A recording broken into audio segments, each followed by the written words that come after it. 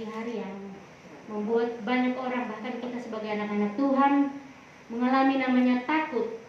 Tapi kita percaya bahwa firman Tuhan itu yang memberikan jaminan kepada kita bahwa Tuhan itu menyertai kita. Tuhan tidak pernah meninggalkan kita sekalipun ada badai corona. Kita percaya bahwa Tuhan ada selalu bersama dengan kita. Kita tetap berlindung kepada Tuhan. Jadi tidak ada alasan bagi kita untuk takut karena kita percaya bahwa Tuhan melindungi kita. Amin. Biarlah kita senantiasa mencari Tuhan dengan segenap hati, datang mencari Tuhan, membawa seluruh ketakutan kita kepada Tuhan, seluruh pergumulan kita kepada Tuhan. Karena kita percaya bahwa di dalam Tuhan ada kekuatan, di dalam hadirat Tuhan ada pertolongan. Biarlah kita mencintai Tuhan, kita selalu senantiasa membangun hubungan yang intim dengan Tuhan, dimanapun kita berada, bahkan di rumah kita berikan waktu buat Tuhan, kita masuk kamar dan kita bersekutu dengan Tuhan. Karena letak kekuatan kita ketika kita mencari Tuhan dengan segenap hati. Amin. Haleluya. Kita nyanyikan pujian mengatakan, "Ku mau cinta Yesus."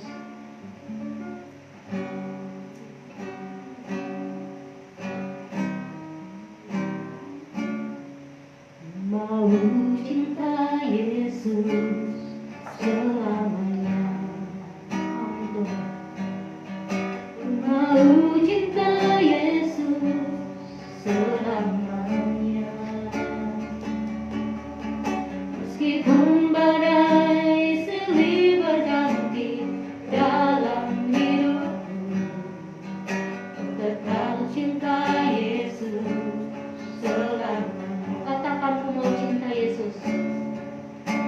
Mau cinta Yesus selamanya. Mau cinta Yesus selamanya. Meskipun badai silih berganti dalam hidupku, tetap cinta Yesus selamanya.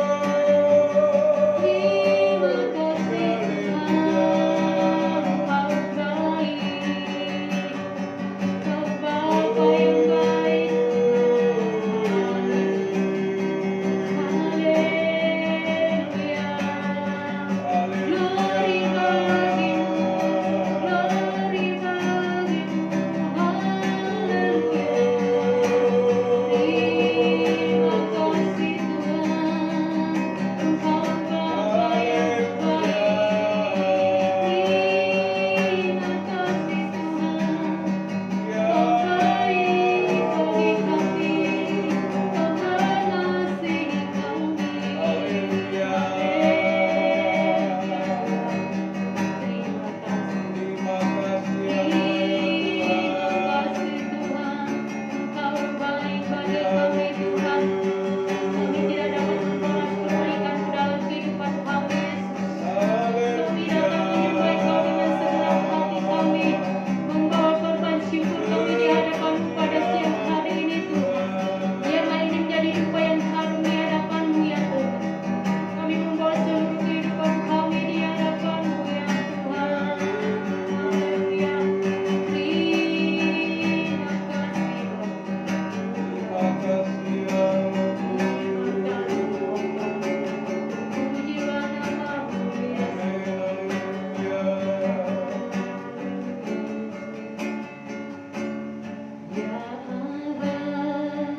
Bapa, ini aku anakmu, layakanlah seluruh hidupku.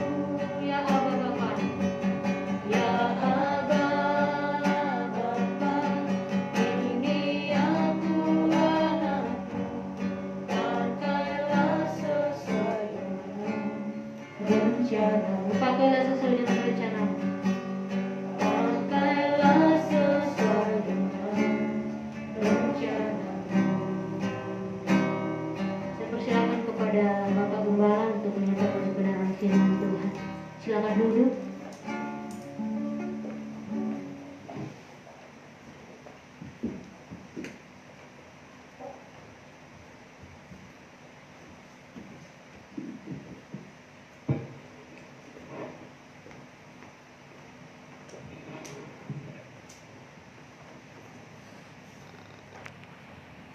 Puji nama Tuhan, Shalom.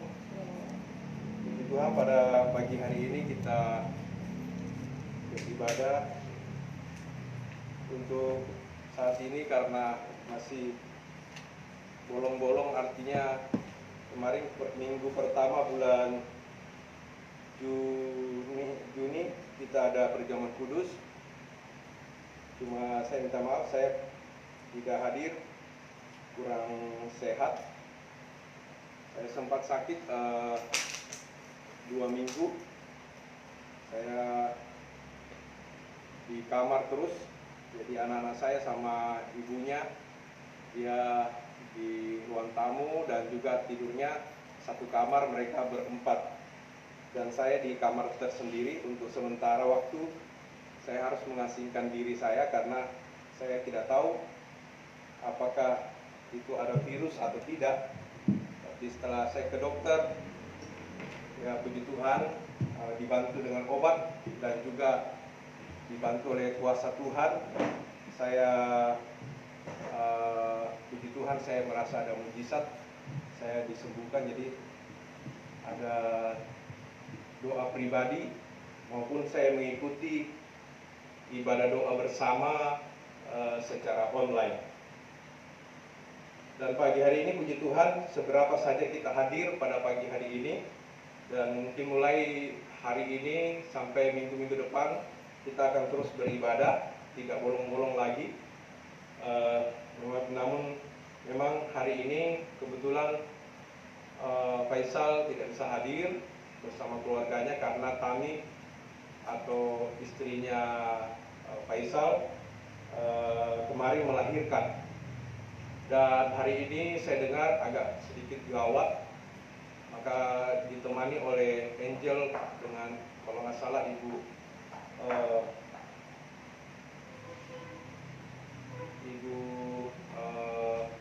siapa? Mamanya Angel? Ya, Ibu Eli, maaf. Ibu Eli menemani untuk ke rumah sakit, untuk menemani di rumah sakit. Lalu tadi malam juga kami dengar kakek dari Murni Blegur itu meninggal.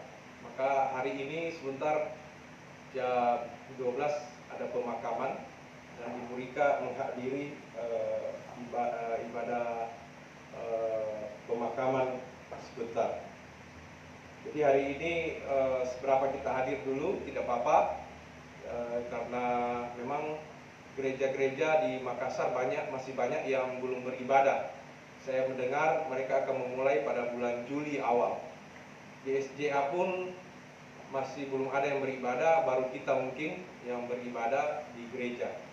Mereka juga akan diawali ibadah pada Juli, artinya minggu pertama bulan Juli. Sebelum saya menyampaikan firman Tuhan, kita mau berdoa buat Tami yang saat ini sedang gawat. Tuhan tolong kiranya, walaupun dia sudah melahirkan kemarin, sebenarnya dioperasi, mengeluarkan bayi dan juga ada tumor kista dalam kandungannya.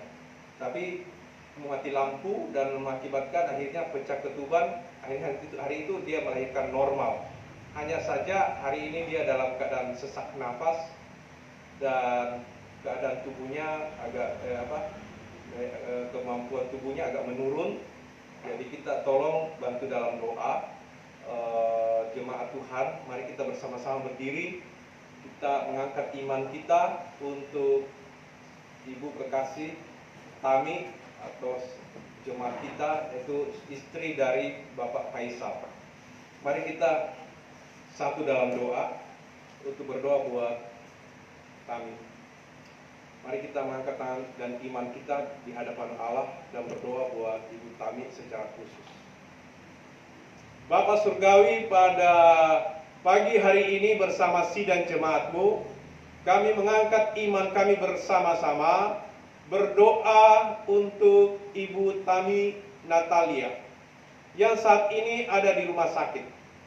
Kalau kemarin Tuhan, mujizat Tuhan sedang berlaku sehingga Ibu Tami boleh melahirkan dengan normal. Namun Tuhan, pada hari ini dia harus menghadapi satu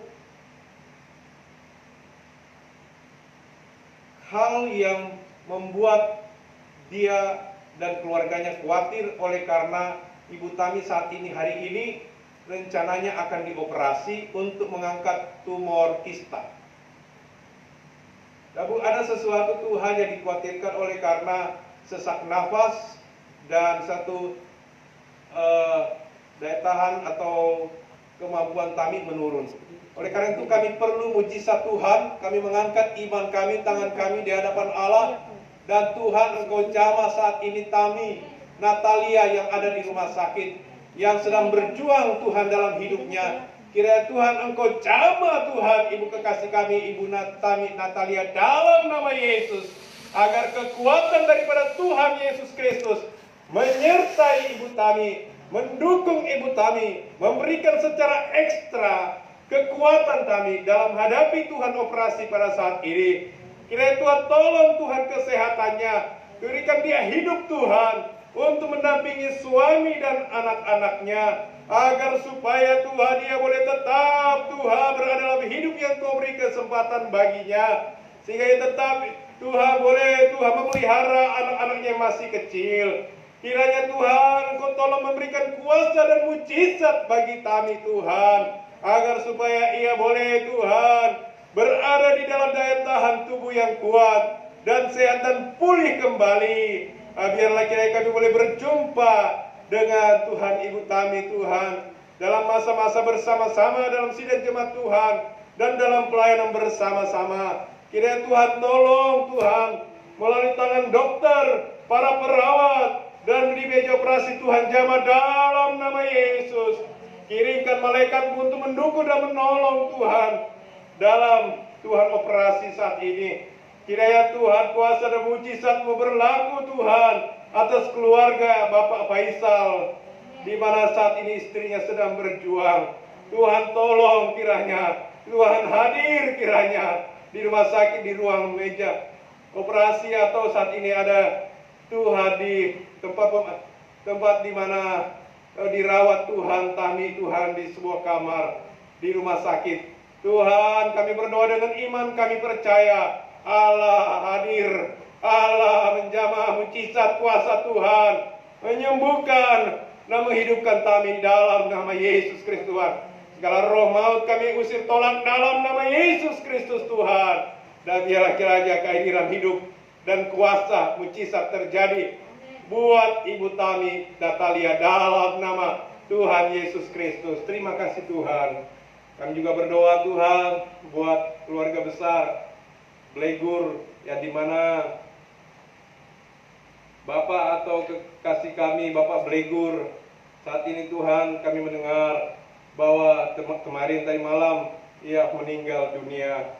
Tuhan, kami mohon kiranya Kau berikan Tuhan selamat jiwa dan roh Bapak Blegur. Terimalah kiranya di sisi-Mu Tuhan.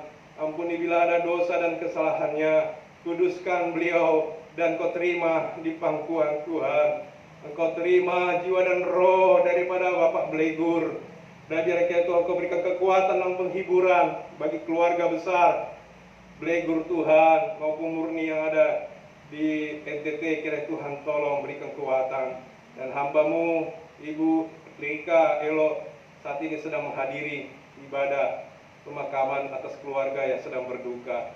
Kiranya Tuhan Kau hadir dan memberkati keluarga besar ini. Dalam nama Bapa, Putra dan Roh Kudus kami berdoa mengucap syukur. Dan saat ini kami mau mendengar firman Allah. Berbicaralah Tuhan, dan Kau terjemahkan firman-Mu bagi kami semua. Dalam nama Bapa, Putra dan Roh Kudus kami berdoa. Haleluya. Amin. Puji Tuhan. Terima kasih Bapak Ibu, silakan duduk. Tidak apa-apa, saya buka ini. Jadi kita ibadah melalui ibadah ini kita harus melalui beberapa aturan main, yaitu ketika saudara datang, saudara cuci tangan, ada sanitizer di depan untuk supaya ini jadi benar-benar tangan kita yang selalu pegang pintu maupun kursi apa-apa itu bisa steril ketika kita masuk. Kalaupun ada kuman virus bisa steril ya.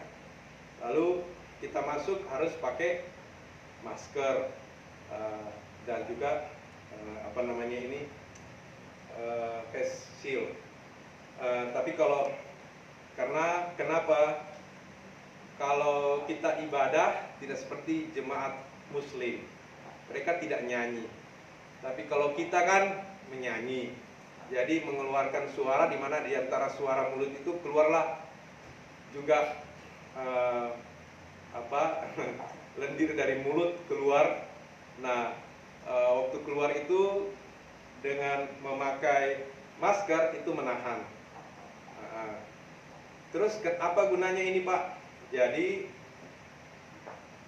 kalau umpamanya kita pakai masker nyanyi, biasa kadang-kadang kurang enak nafas. Jadi boleh dibuka ini, tapi harus pakai ini. Kalau tidak pakai dua-duanya bahaya ya, karena kita tidak tahu apakah ada virus yang keluar. Tapi jadi saudara pilih. Kalau saudara nyanyi pakai masker tanpa pakai ini, face shield, boleh. Tapi kalau saudara nyanyi tanpa pakai masker, harus pakai ini. Mau pakai dua-dua, puji Tuhan lebih aman. Jadi kalau pakai dua-dua boleh, tidak pakai ini harus pakai masker. Tidak pakai masker harus pakai face shield namanya. Ini face untuk muka, shield pengaman muka. Jadi itu ya. Saya ulangi, harus pakai masker, pakai ini. Boleh tidak pakai ini, yang penting pakai masker. Kalau tidak pakai masker, harus pakai face shield.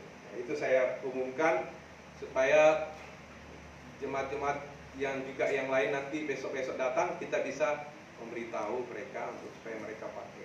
Jangan sampai tidak pakai dua-duanya. Nah, kalau orang kerja di kantor atau keluar, memang lebih bagus pakai masker dengan pakai ini. Kenapa? Karena waktu kita berhadapan dengan orang, bukan saja virus itu masuk lewat mulut atau hidung, tapi juga bisa mata. Ya, karena mata ini ada pori-pori lubang dan dia mengandung air, dan sehingga kalau masuk di mata, virus itu bisa tinggal dan bisa masuk dalam tubuh. Ya. Jadi dia bisa masuk lewat mulut, misal lewat hidung, bisa lewat mata. Oleh karena itu memang bagus kalau kita kerja di kantor atau apa yang bertemu dengan orang, bagus pakai face shield. Ya. Itu saya sampaikan karena setiap gereja harus mengumumkan itu, karena banyak didapati pertemuan-pertemuan ibadah banyak yang terjangkit. Karena mereka nyanyi mengakibatkan itu mulut mereka tidak pakai masker, keluarlah gitu. Nah, jadi makanya juga hari ini di dalam ruangan katanya tidak boleh AC semua, harus terbuka pintu ya. Oh ya, saya minta tolong Pak Alfred bisa tolong buka pintu di belakang, buka aja ya. Nanti kalau kita nyanyi baru tutup, karena supaya suara orang nyanyi itu kan besar ya. Jadi kalau firman tidak apa-apa dibuka situ. Ini kan sudah terbuka sini ya, jadi aman. Ya, puji Tuhan, pada pagi hari ini mari kita bersama-sama belajar dari firman Tuhan yang terambil di dalam Lukas pasal 8 ayat 22.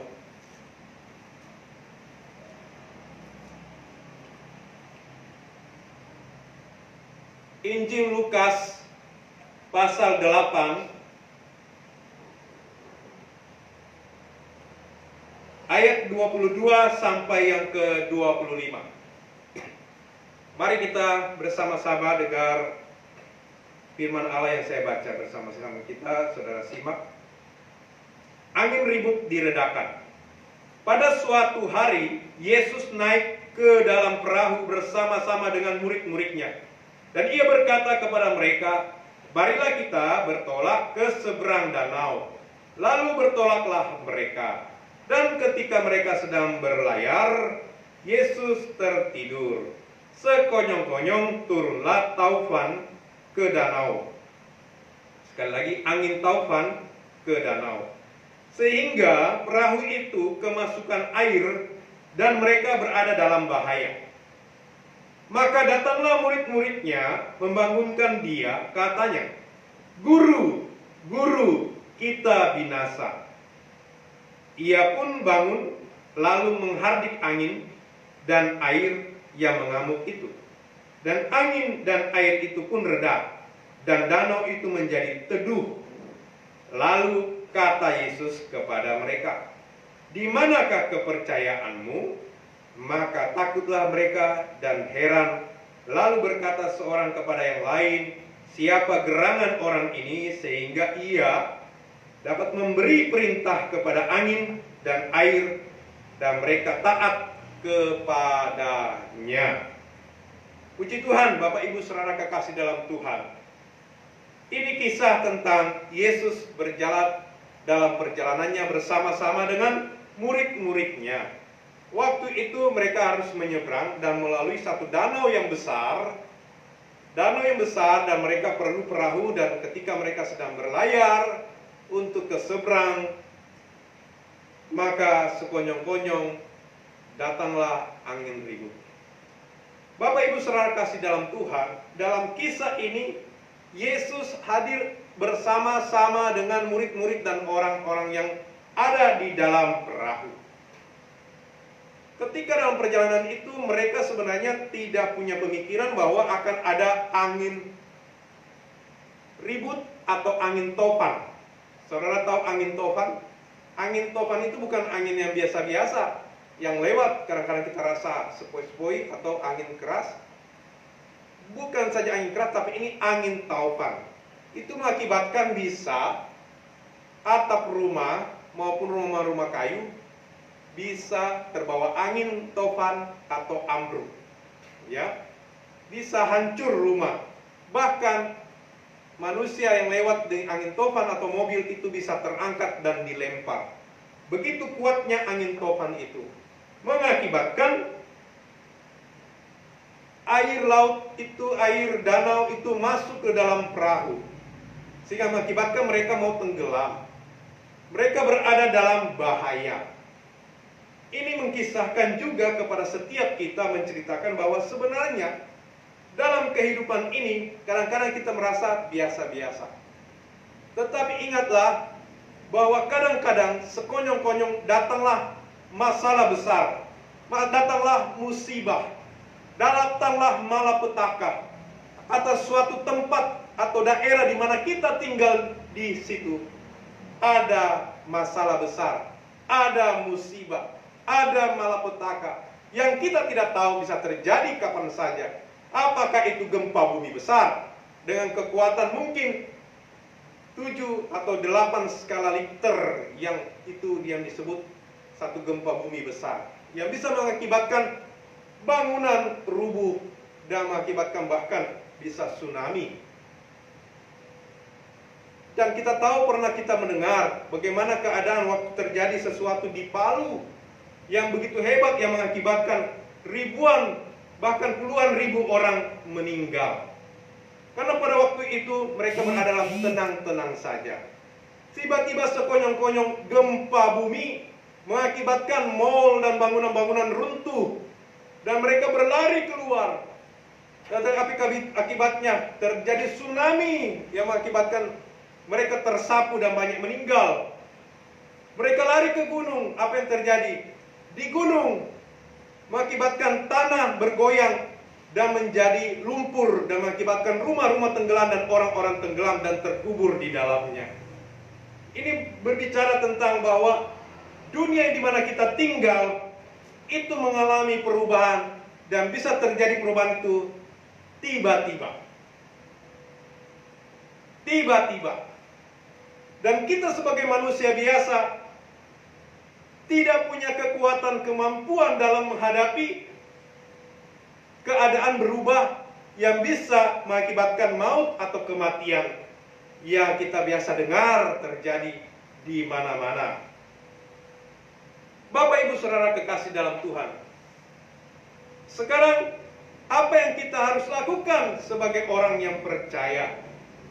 Apakah kemudian kita menganggap bahwa semua biasa-biasa saja, dan kemudian kita tidak menanggapi tentang satu perubahan, satu keadaan yang bisa berubah sekonyong-konyong, yang bisa mengakibatkan maut seperti yang terjadi saat ini, yang kita hadapi bukan saja di Makassar, bukan saja di Indonesia, tapi di seluruh dunia sedang terjadi yang pandemik, namanya virus corona yang dikenal juga COVID-19.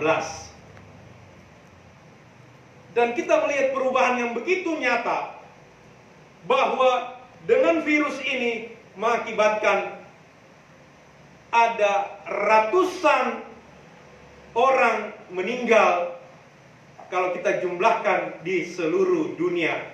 Bahkan itu sudah termasuk Indonesia dan Makassar di dalamnya. Setiap hari hampir kurang lebih 50 orang meninggal di Indonesia. Setiap hari. Dan sekarang kita mendengar sudah ada sekitar, maaf kalau saya salah, tapi perkiraan mungkin sekitar hampir 2.000 atau 3.000 orang meninggal di Indonesia. Nah, ini ya Bapak Ibu Saudara kekasih dalam Tuhan, yang membuat kita merasa bingung, merasa heran, merasa kok bisa terjadi ya. Banyak teman-teman saya di Makassar meninggal dunia. Ada pendeta di Pampang juga istrinya meninggal dunia karena dia kena COVID-19 bersama suami dan beberapa pengerja gereja yang tinggal di gereja atau di pastori. Tapi istrinya tidak tertolong dan meninggal dunia. Ada beberapa teman juga di Makassar ini. Bahkan juga teman yang baik kami kenal yang baru-baru juga meninggal dunia karena COVID-19, karena dia bawa mobil Grab. Nah, orang-orang di sekitar kita tidak tahu siapa yang kena COVID. Sama seperti saya tidak tahu apakah saya ada kena COVID atau tidak. Karena waktu itu saya mengalami sakit selama 2 minggu. Terus saya bertanya kepada Tuhan pada waktu di tempat tidur, di mana saya lemas, terus saya batuk, saya juga seluruh badan rasanya sakit, makan tidak enak, tidur pun terganggu, tidak enak, selalu terbangun dan selalu mengalami halusinasi. Terus saya bertanya ketika saya tengah-tengah saya tertidur, saya berkata, Tuhan, apa yang sedang terjadi? Kenapa ini terjadi dalam hidup saya? Apakah inikah sudah waktunya Engkau memanggil saya? Karena saya merasa lemas, tidak berdaya. Cek darah juga, darah sangat kurang sekali. Dan dokter hanya bilang, saya tidak tahu apakah ini COVID, tapi kalau mau tahu harus diperiksa secara khusus untuk mengambil darah dan lendirnya. Tapi saya kasih obat saja. Dan Bapak istirahat di rumah dan jauhkan diri Bapak dari orang-orang, terutama keluarga. Jadi saat itu saya ambil tindakan, saya harus masuk kamar dan tidak boleh keluar dari kamar. Dan hanya istri saja yang datang kasih makanan maupun yang lain-lain kalau saya minta. Dan anak-anak semua ada di kamar dan di ruang tamu. Dan selama 2 minggu itu benar-benar. Tapi saudara kasih dalam Tuhan, pada saat itulah saya berada dalam masa-masa evaluasi, masa-masa saya bertanya kepada Tuhan. Dan saya menaikkan doa, saya menaikkan kepasrahan, saya menaikkan iman, dan berdoa, dan berdoa, dan berdoa di tengah-tengah kelemahan saya. Dan saya melihat ada mujizat. Hari itu mulai kekuatan saya merasa mulai ada kebaikan, ada pulih, ada mulai hal yang terjadi. Dan semoga saya berkata, Tuhan, jangan sampai ini karena COVID, tapi mungkin karena kelemahan saja dan masuk angin. Tapi pertanyaannya, kok masuk angin cuma sampai 2 minggu lamanya ya? Nah, dan itu yang mengakibatkan saya berasa bahwa inilah perubahan yang terjadi di dunia ini, yang tidak selamanya dalam keadaan aman. Yang tadinya kita merasa sehat, kita merasa kuat, tapi bisa tiba-tiba terjadi sesuatu yang melanda di tubuh. Bapak Ibu Saudara kasih dalam Tuhan, kita saat ini sedang tidak berada dalam aman. Di mana-mana kita keluar, kita menghadapi kenyataan, satu kekhawatiran, ada bahkan ketakutan. Ketika kita pergi harus belanja atau ke pasar. Nah, oleh karena itu, apa yang kita harus hadapi? Ini adalah sebuah kenyataan bahwa kita ada di dalam dunia ini yang berubah setiap saat. Dan kita ada di dalamnya, kita mau tidak mau harus hadapi. Tetapi minta kekuatan Allah, minta hikmat Allah untuk menghadapi arus dunia yang berubah. Kita harus melalui di mana kita membuka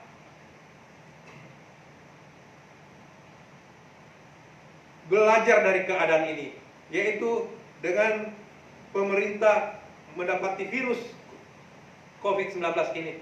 Maka disarankan untuk supaya pakai masker, menjaga jarak, dan keluar pada waktu hal-hal yang penting. Selalu cuci tangan, pada waktu pulang ke rumah harus mandi dengan sabun bersih, mulai dari kepala, rambut, sampai tangan dan kaki harus bersih. Baju yang kita pakai sehari-hari harus dilepas dan dicuci kembali, agar supaya aman bagi keluarga kita. Nah, itu adalah aturan-aturan yang dimana hikmat yang diberikan. Tetapi yang perlu kita juga harus tahu, di mana Yesus berkata di sini dalam kisahnya, mereka membiarkan Yesus tidur. Saudara, jangan membuat Yesus tertidur. Dalam arti lain, dalam keadaan seperti ini, orang yang sudah mulai dilarang lagi datang beribadah untuk saat sementara. Lalu apakah kemudian kita di rumah tidak bergereja? Apakah di rumah kita tidak beribadah? Apakah di rumah kita tidak berdoa? Itu salah.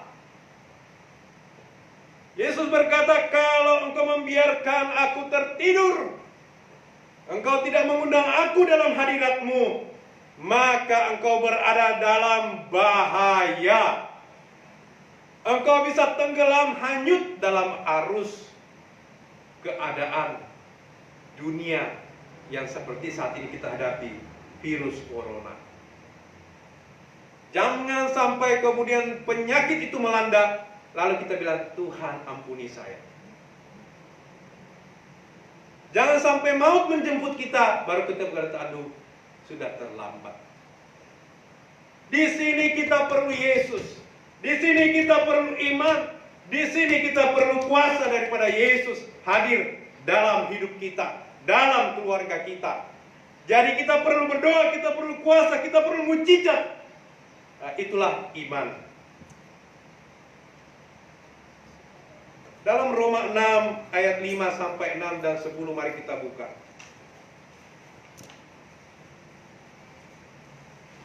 Mari kita baca bersama-sama sidang jemaat Tuhan. Roma pasal 6.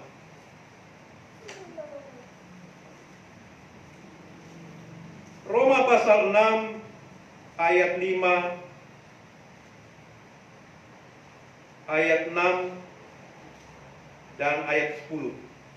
Saya ulangi, Roma pasal 6 ayatnya yang kelima, 6 dan 10. Mari kita baca bersama-sama. 1, 2, 3. Sebab jika kita telah menjadi satu dengan apa yang sama dengan kematiannya, kita juga akan menjadi satu dengan apa yang sama dengan kebangkitannya. 6. Karena kita tahu bahwa manusia lama kita telah turut disalibkan, supaya tubuh dosa kita hilang kuasanya, agar jangan kita menghambakan diri lagi kepada dosa. Ayat 10. Sebab kematiannya adalah kematian terhadap dosa satu kali dan untuk selama-lamanya, dan kehidupannya adalah kehidupan bagi Allah. Puji Tuhan, Bapak Ibu, Saudara kekasih dalam Tuhan. Di sini di ayat ini berkata bahwa kita ini telah ditebus oleh darah Yesus Kristus Tuhan, dan dosa kita telah diampuni, supaya kita kudus, dikuduskan oleh Tuhan Yesus lewat darah anak domba di atas kayu salib, mati buat kita. Tetapi dia bangkit dari kematian itu. Dengan itulah kita juga dikatakan bangkit dari kehidupan yang tadinya tidak layak, penuh dengan dosa, penuh dengan kenajisan, kekotoran, tidak layak di hadapan Allah.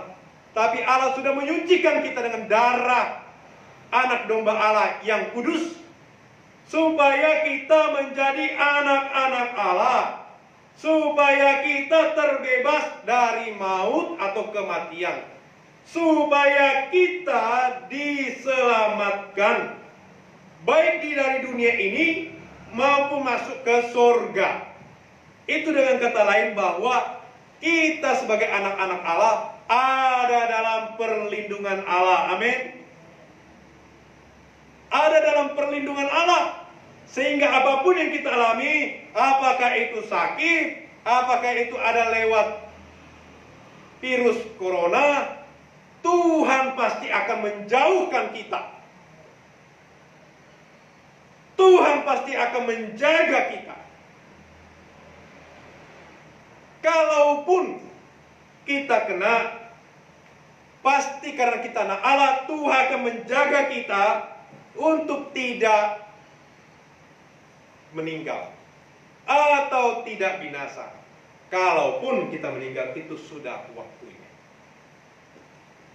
Ada pendeta-pendeta, dia pendeta, dia hamba Tuhan, dia meninggal. Apa itu berarti dia ada dosa, Pak? Kita tidak bisa menghakimi, karena setiap manusia ada waktunya.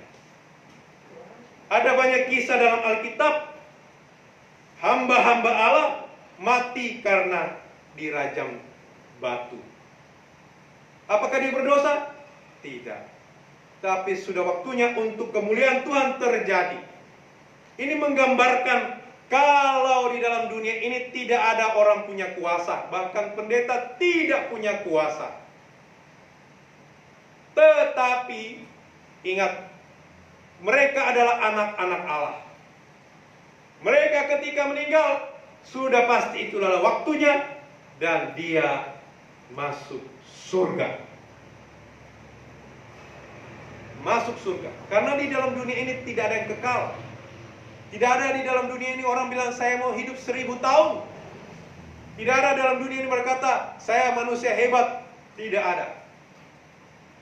Allah cara kepada kita bahwa kita tidak bisa mengandalkan manusia.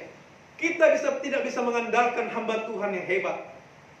Kita harus memandang kepada Yesus. Amin. Zaman berubah. Hal iman pun berubah dalam tata cara ibadah. Semua berubah. Kalau dalam perjanjian lama umat Tuhan beribadah dalam bait Allah. Dengan bait Allah itu terpisah-pisah. Ada pelataran bait Allah, ada ruang kudus di mana jemaat bisa masuk di dalamnya. Tapi ada namanya ruang maha kudus, tidak bisa manusia masuk di dalamnya kecuali sudah ditunjuk oleh Allah, yaitu imam. Hanya imam yang bisa masuk dalam ruang maha kudus untuk berjumpa dengan Allah, berjumpa dengan Tuhan Sang Pencipta. Dan jemaat hanya ada bisa sampai sebatas pelataran dan ruang kudus. Terus terjadi perubahan ketika Yesus hari dalam dunia ini, maka bait Allah itu tidak lagi difungsikan, tapi berubah cara ibadahnya adalah dalam gedung yang disebut sekarang gereja. Lalu kita masuk pada zaman ini, zaman akhir zaman, yang sudah berada dalam perubahan, di mana kita melihat bahwa seluruh dunia gereja dan tempat ibadah tidak lagi manusia bisa datang di dalamnya untuk beribadah bersama-sama. Saudara tahu? Saudara, berapa bulan kita tidak beribadah bersama-sama? Sejak bulan Maret ya, akhir Maret ya, taruhlah Maret, April, Mei. Baru masuk Juni sekarang, berarti sudah 3 bulan, ya, 3 bulan, Maret, April, Mei, Juni baru masuk, 3 bulan. Nah, ada yang 4 bulan, karena Juli nanti baru masuk ibadah mereka. Saudara bayangkan, pada waktu itu seluruh dunia, bahkan di Mekah pun orang tidak bisa datang beribadah di sana. Yang tadinya ratusan orang datang naik ke Mekah, ke tanah suci katanya. Dan kemudian ditutup dan semua seluruh dunia tidak ada orang beribadah dalam gereja. Beralih kemana? Beralih ibadah di rumah jemaat masing-masing. Itu berarti ada satu perubahan yang nyata. Di jemaat itu tidak memanggil pendeta untuk pimpin ibadah, pimpin firman. Tetapi jemaat itu mau tidak mau akhirnya harus membawa diri masing-masing, di mana bait Allah itu adalah saudara. Amin. Bait Allah itu saudara pribadi, membawa diri saudara, keluarga saudara, menaikkan pujian penyembahan dan merenungkan firman Allah bersama-sama. Adapun saudara kemudian terpaksa harus belajar dan menerjemahkan apa maksud perkataan Allah dalam firman itu kepada keluarga saudara. Ada satu perubahan yang nyata. Kita masuk pada akhir zaman, di mana akhirnya mau tidak mau kita hadapi yang namanya akhir zaman. Perubahan keadaan dunia, perubahan keadaan sosial, perubahan terjadi ekonomi, perubahan di mana-mana secara iman. Dan banyak juga saya mendapati orang-orang yang akhirnya karena sudah tidak beribadah di gereja, mereka di rumah pun tidak beribadah. Ini sangat disayangkan. Makanya Yesus berkata, ketika akhir zaman aku datang, apakah aku menjumpai iman? Apakah aku masih menjumpai jemaat yang punya iman? Saudara kekasih dalam Tuhan, ini adalah ujian. Ini adalah ujian. Oleh karena itu saya sarankan kepada setiap kita jemaat Tuhan, marilah kita menjaga iman kita di hadapan Tuhan Yesus. Naikkan pujian, naikkan ibadahmu di hadapan Allah. Undang hadirat Tuhan dalam hatimu, dalam keluargamu, agar supaya kita selamat. Jangan biarkan Yesus tertidur, sebab itu berbahaya bagi iman saudara atau bagi keselamatan saudara. Makanya Yesus ketika itu di perahu berkata, "Hai engkau sekaliannya, di manakah imanmu? Engkau membiarkan aku tertidur, engkau berleha-leha, engkau bersenang-senang, engkau terus bercanda gurau sampai pagi. Dan ketika masalah itu datang, engkau panik dan katakan, kami sudah mau mati. Tuhan, kenapa engkau tidur? Di manakah imanmu?" Oleh karena itu Bapak Ibu Saudara kasih dalam Tuhan, firman Allah ini datang kepada kita bahwa kita harus berjaga-jaga senantiasa. Bangunlah hubunganmu dengan Tuhan. Bangunlah imanmu dengan pujian dan penyembahan di rumah. Engkau membangun ibadahmu di mungkin kamar. Kau bangun roh doa. Jangan biarkan Yesus tertidur. Jangan engkau biarkan Yesus. Undanglah Yesus setiap hari. Ada iman, amen. Iman kita perlu diberi makan. Saudara memberi makan tubuh saudara. Saudara memberi makan jiwa saudara dengan mencari kesenangan lewat film, lewat nonton TV, lewat jalan-jalan. Tapi saudara perlu saudara memberi makan juga adalah iman. Kalau saat ini kita masih bisa beribadah bersama-sama, itu puji Tuhan, itu luar biasa.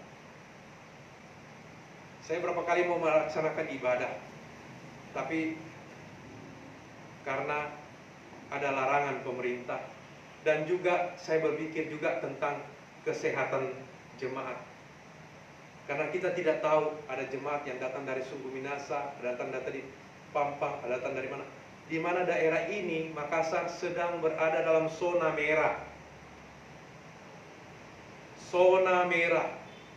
Sekali lagi, zona merah. Banyak yang terjangkit. Mungkin kita sudah tersentuh oleh virus itu, cuma saudara tidak tahu.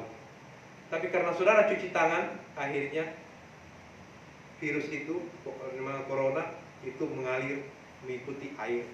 Saudara cuci tangan. Bawa selalu hand sanitizer. Ya. Amin. Sekali lagi, ketika saudara keluar kerja, ketika saudara pergi keluar, urus urusan saudara pagi hari sampai siang selesai, pulang mandi. Jangan dulu bertemu dengan anak-anak atau keluarga. Selesai mandi, pakaian dilepaskan semua, baru ganti baju, dan kemudian bisa bergaul dengan keluarga supaya aman. Karena apa? Makassar dan Goa adalah termasuk zona merah. Banyak yang terjangkit. Men, banyak yang terjangkit. Jadi kalaupun keluar, kadang-kadang saya sama istri keluar, kami untung ada di mobil. Jadi kita tidak di motor, jadi masih merasa lebih aman. Tapi ketika turun, kita nggak tahu udara itu. Memang virus itu tidak terbang, tidak punya sayap. Tetapi dia bisa terbang karena ada orang di samping kita yang mungkin jarak 4 meter, 5 meter ngomong. Dia ada virus, keluarlah ketika ngomong dan terbang di bawah angin. Dan siapa yang tahu ketika ketemu dengan wajah kita atau di atas rambut kita. Dan tanpa sengaja kita pun pegang rambut kita. Terus kita lap mulut kita, pegang. Akhirnya kena. Nah, itu yang diminta untuk berjaga-jaga. Karena saat ini apa yang kita hadapi adalah satu perubahan. Perubahan yang tidak normal. Mengapa disebut new normal? Artinya yang sudah normal menjadi sesuatu yang lebih normal lagi. Artinya cara hidup yang normal itu bagaimana? Pakailah masker. Ibadah, baru kali ini saya melihat ada orang ibadah pakai face shield. Orang ibadah nyanyi pakai masker. Supaya saudara bisa nyanyi dengan baik pakai masker, supaya tidak bau mulut. Setelah sikat gigi, kumurlah dengan ada obat kumur, ya, supaya seperti saya ini saudara pakai semua aman, karena ada orang mungkin pingsan gara-gara baunya sendiri. Ya.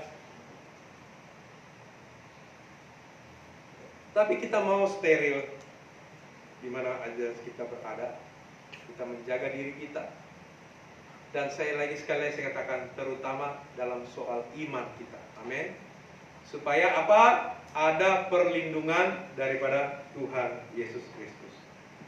Saya kira itulah firman Tuhan yang datang kepada setiap kita pada pagi hari ini. Semoga Tuhan memberkati kita melalui firman-Nya. Mari kita satu di dalam doa. Bapa Surgawi, firman-Mu telah hamba sampaikan kepada sidang jemaat-Mu. Dan saat ini hamba berdoa bagi jemaat-Mu Tuhan. Baik itu Tuhan jemaat-Mu yang saat ini ada dalam ruangan ini ibadah, maupun jemaat-Mu Tuhan yang masih beribadah di rumah masing-masing, agar supaya Tuhan hadir di antara mereka. Tuhan jamah Tuhan, dan melalui firman Allah yang sudah kami dengar, biarlah kiranya Tuhan Kau terjemahkan lebih lagi, memberikan kami Tuhan hikmat bijaksanaan, supaya kami tetap melekat kepada Yesus Kristus Tuhan. Supaya kami terus membangun ibadah kami bersama-sama dengan Tuhan, membawa keluarga kami kepada Tuhan, dan belajar mulai memimpin diri kami lewat pujian penyembahan melalui firman Allah yang kami renungkan dan terjemahkan, agar supaya firman Allah dan ibadah kami naik dan berbau harum di hadapan Allah, baik itu ketika kami laksanakan di rumah masing-masing maupun di gereja. Tuhan, saat ini kami berdoa keadaan yang ada di Makassar. Kami tahu pandemi COVID-19 ini Tuhan, di Makassar banyak pandemi ini, banyak yang terjangkit.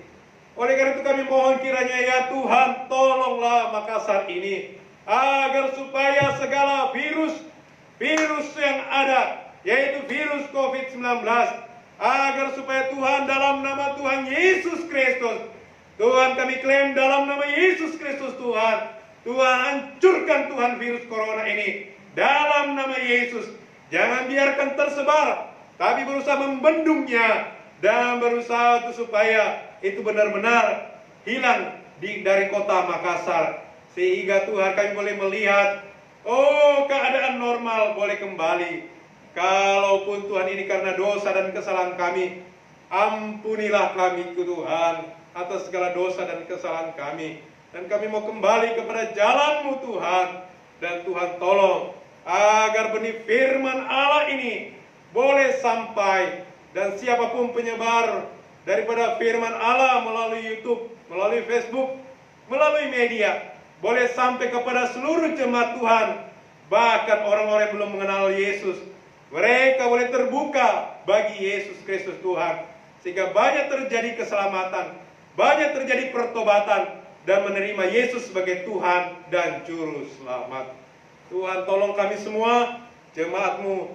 Tuhan jaga, Tuhan lindungi, Tuhan sertai di mana saja berada, agar dijauhkan kami dari virus corona. Dalam nama Yesus, Tuhan memberkati kami semua. Terima kasih Tuhan buat firman-Mu yang sudah kami dengar. Tuhan tolong kami semua, dan Tuhan Yesus memberkati. Dalam nama Bapa, Putra Allah dan Roh Kudus kami berdoa mengucap syukur. Haleluya. Amin.